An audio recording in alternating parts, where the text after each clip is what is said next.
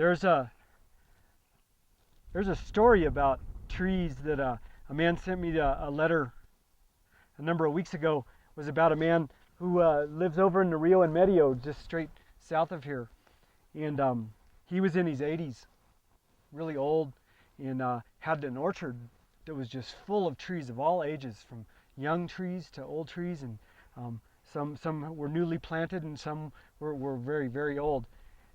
And his family was pressuring him, you need to move into town with us, you're getting old, and we need help keep an eye on you because we're afraid you're going to fall down and maybe not come home at night. And we found somebody who will buy the farm and take care of your house and trees. And he didn't really want to do it, but he finally let in.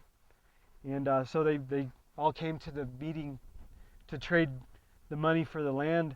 And the old man was sitting there, and they came up to him and they said, we surveyed your land, and you have twice as much land as you thought you did. And these people are willing to pay you twice as much money for the sale of your land. And he's like, don't insult me. I said I would sell my house and my land for this price, and that's what I want.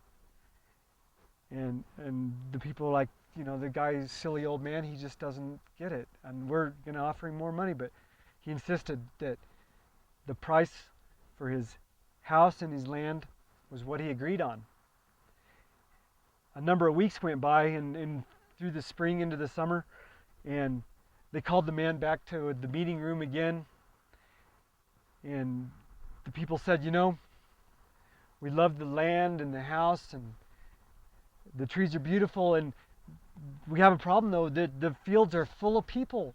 Everybody in the village is here in our fields. We bought this land and we want to live here in some peace and quiet, and there's kids running in the fields and climbing the trees and picking the fruit and breaking the branches, and people picnicking here.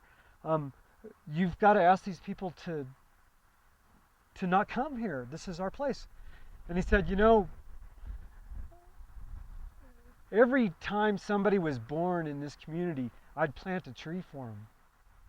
For over 80 years, he planted trees for everybody that came into the community. And he said, I sold you my house and my land, but the trees aren't mine. Those trees belong to you and to you. And that's the way we should look at tree planting. It's not for just me. It is for you.